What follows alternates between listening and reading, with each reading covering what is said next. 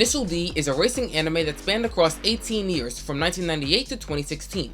In that year span, a total of 6 seasons, 5 movies, and another 5 OVAs were made to expand the storyline and events of the show. Throughout that time, it received an exponential amount of positive reads, inspiring millions to explore an interest in cars and driving as a whole. Although towards the end of the anime, many fans began to notice a decline in Initial D's presence of quality and tone of the show itself. This predicament was very distinct in the last season, known as Final Stage. But why was this, and what caused the series' quality to depreciate in its last days?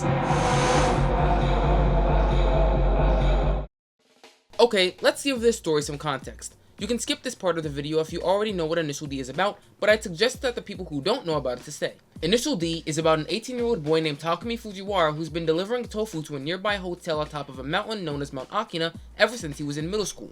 For the last 5 years, rain or snow, his father has been making him drive up and down this same mountain every night in a 1983 Toyota AE86 Trueno. His fast driving and agile cornering quickly caught the attention of many local street racers who challenged him on weekend nights, but ultimately lost because Takumi was just a better driver. Throughout the series, he gets challenged by many more people and eventually joins a private mountain racing team known as Project D, which consists of him, the first person he raced named Keisuke Takahashi, and the leader of the team being Keisuke's brother known as Ryosuke Takahashi. Now that we've gone over what Initial D is, we can talk about its reduction of atmosphere, which can be traced back towards the second quarter of Season 5. At this point, Takumi is racing Satoshi Omaya in his 1998 Mazda Miata NB8C, who is part of a team known as the 246ers in the Kanagawa Prefecture in Japan. The race starts on episode 3 and lasts about 20 minutes, with it ending in Satoshi spinning out due to warped aerodynamics from his broken wing. For some reason, the animators didn't bother showing that the wing got damaged in the anime, but in the manga it got hit by a sign. But many viewers began to notice a strange pattern about the races in this season. The battles only lasted 1 episode, while a vast majority of the races from previous seasons started around the middle of the episode, spanning into the next episode to give some cliffhanger to how the race may end up. This doesn't sound like a big difference, but when thinking about how the longevity of a race can alter the undertone of it, it makes watching the episodes a little anticlimactic because you knew that you wouldn't have to wait another week for the next episode to air. But the first 2 races weren't the only victim of this pattern. It was also in races like Aikita vs Rin and Okuyama vs Takumi. These battles had lots of potential, although they weren't long enough for the tension to really set in. Another large factor for the distaste of 5th stage is that there was no real build-up for any of the characters. This was a very prominent component for practically all the other characters in the entire series. Take the Impact Blue team as an example. About 2 episodes prior to Takumi racing them, Mako and Sayuki were viewed as the fastest duo on Usui Pass. Mako always thought about her and Sayuki's long past of drifting on Usui every day when they were a couple years younger. The lore about these 2 characters went so far that Iketani literally wanted to have a relationship with her. And by the way, all this still takes place before Takumi races her. Another great example we can use is Wataru Akiyama. Wataru had been abruptly rushed into the series in the middle of Season 2, and at first, he seemed a bit rude, but as we got further into the season, he became a more likable character due to him helping Takumi work through the misunderstanding of his new 20-valve twin-cam engine. It's little conversations like these that an upcoming character in a series can have to give their backstory more depth. 5th stage, on the other hand, rarely had any of this type of build-up because of how rushed the introductions of these characters were. It just seemed like every conversation between Project D and the other teams were very copy and paste and had no real value other than talking about how fast their car was. Oh, and speaking of their cars, this would have been a perfect season to add lots of build-up to everyone because this is the point in the series where 5 to 9 roll cages, wide-body kits, custom wings, and aftermarket performance upgrades became common. I think everyone watching this can agree that it would have been great to hear about what these characters went to in order to tune, build, and maintain these cars. But what exactly does all this have to do with Final Stage, you ask? Well, there's no time that passes between 5th and Final Stage, so if you talk about one, you might as well talk about the other.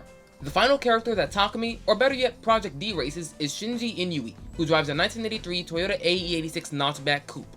The idea of the last race in Initial D being Takumi racing another 86 Trueno sounds fair because he gets to race someone that's almost just like him in every way, although I don't think this was the best way to cap off the series considering the fact that this was already done in 2nd stage, and the fact that this race spanned across the entire season, which was 4 episodes, didn't really make it any better. I think a great way the series could have ended would have been Takumi and Keisuke having a second rematch on Akina, but to switch it up from the original rematch in 1st stage, Takumi would have drove the Impreza and Ryosuke would have tagged along behind them, similar to how we spectated the battle between Takumi and Nakazato. Sometime in the 3rd quarter of the race, Bunta could have passed by all 3 of them with Keiichi Tsuchiya riding shotgun in the 86 to show the true clash between Initial D and reality.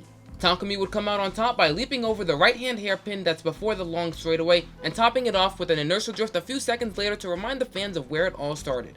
I know this ending is a bit over the top, but we have to remember that this would have been the final race in the entire series. This is the time where we get to become unrealistic and do things no other character has ever done. This ending was actually my original idea on how my fan-made Midnight Racing Tokyo series known as Initial D Aftermath stage was gonna end. Although, I slowly started to become tired of playing Roblox so much and was beginning to run out of computer space due to big recordings, so sadly I had to cancel it and leave it where it is today. I got a little off topic when talking about the cars of 5th stage, so I quickly want to go over one more factor on why 5th stage wasn't the very best. It's the overconsumption of progress between the Takahashi brothers. What I mean by this is that if we look at the character development of Takumi and Keisuke in Season 5, we can clearly see that Keisuke very much so had the upper hand in racing the truly skilled and professional drivers rather than Takumi. A great example I can give for this is the 4th battle in 5th stage. Keisuke drove against a character named Haido Minagawa, who drove a championship white 1993 Toyota Supra JZ-A80. The reason why I view this as an example to my claim is because Minagawa was looked at as a professional driver. To be quite honest, the only struggle that Keisuke really went through during this race was trying to keep his tension low and being tailgated by the Supra. If Minagawa had let his ego take control and overtook Keisuke when he had the chance, Keisuke could have been in a much more entertaining battle. However, if Takumi had went against Minagawa instead of having a rematch with Tai Kugashiwa, he could have learned so much more about professional drivers than Tomoyuki ever showed him. Anyway, back to Final Stage, you might be wondering that if my custom ending was how Final Stage would have really went how I explained, it wouldn't make up for the lack of episodes in that season. Well, this problem could have easily been fixed by actually making episodes based off of the future of each character. The Final Stage credits scene shows quite a lot of aftermaths and epilogues for each protagonist, so let's go over how they could have gone. None of them necessarily link with each other, so don't worry too much about the time that passes in between each clip. The first cutscene most likely takes place in 2011, showing Takumi being a spectator at a Drift 1 Grand Prix battle with Max Urido and Tatsuya Sakuma. A few seconds later, a man in a green racing suit taps the shoulder of Takumi, who is more than likely Keiichi Tsuchiya. I'd say this episode could have been either in the middle or nearing the end of an episode, showing Takumi's future life after the Project D expedition. Cutscene number 2 shows a Mitsubishi 3000 GT VR4 driving out of the Issa gas station that Itsuki, Iketani, and Kenji work at. This part could have been somewhere around the beginning of the same episode of Takumi's future life. There could have been a slight chance that maybe the 3000 GT owner asked if Takumi had still worked there, possibly alluding to him wanting to privately challenge Takumi. The third cutscene shows Mika competing in a women's golfing competition, which doesn't really fit in any extra episode, but maybe due to the fact that Mika and Takumi were dating at the time, Takumi could have been thinking about what Mika was up to at the time. Cutscene number 4 is where things get interesting. It shows Keisuke preparing to race his FD in what seems to be Tsukuba Circuit. There's a lot of noticeable things about this clip that shows how many opportunities opened up for Keisuke after Project D. Firstly, his FD seems to have a yellow, black, and gray livery on it, potentially meaning that this is based off of an RX-7 demo car in real life known as the Yellow Eagle, tuned by a Japanese performance company known as Auto Select. In real life, the FD has a completely stripped out interior, a 10-point chrome roll cage, and produced about 450 horsepower. But that's not the only interesting thing about this scene. Another thing to point out is that Keisuke is wearing a Sparko LH racing suit, which is more proof that maybe Keisuke was the test driver if not the competitor who drove this RX-7 in the 2001 Japan Circuit Time Attack.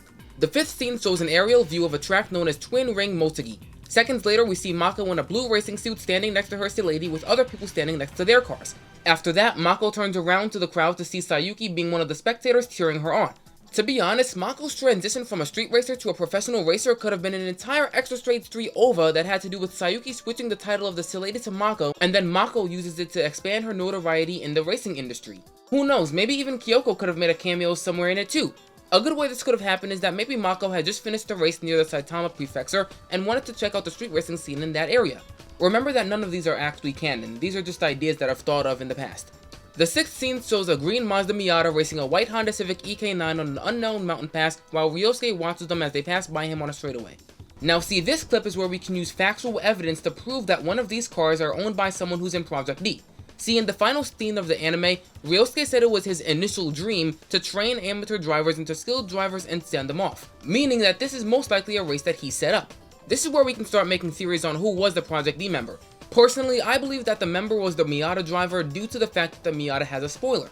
The reason why I feel this way is because Matsumoto and Tomoguchi, the mechanics for the Project D team, always made exterior adjustments to Takumi and Keisuke's cars to improve certain factors of their cars like weight reduction and aerodynamics. There's a slight chance that maybe Tomoguchi added the rear wing to the Miata to improve downforce when going downhill, especially because of the fact that the Miata is a very lightweight car.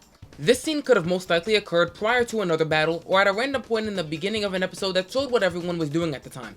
I wouldn't suspect the EK9 driver to be the Project D member solely because of the fact that the Honda Civic is a front-wheel drive car while Takumi and Keisuke's cars were rear-wheel drive. Or we can just be boring about this whole scene and say that Ryosuke was just a spectator of it because that's what the wiki says. Scene number 7 doesn't really have a worthy place anywhere in anything because it doesn't hold any context, but it shows Nakazato and his rival teammate Shingo casually talking while someone is walking in front of them. A quick second later, they realize that they were actually having a good conversation and slowly ease away from each other. Why is this scene humorous, you ask? Well, it's because anytime Nakazato and Shingo were bystanders watching a race happen in the series, they always made sure they had a good amount of space between each other, that way no one thought they were friends.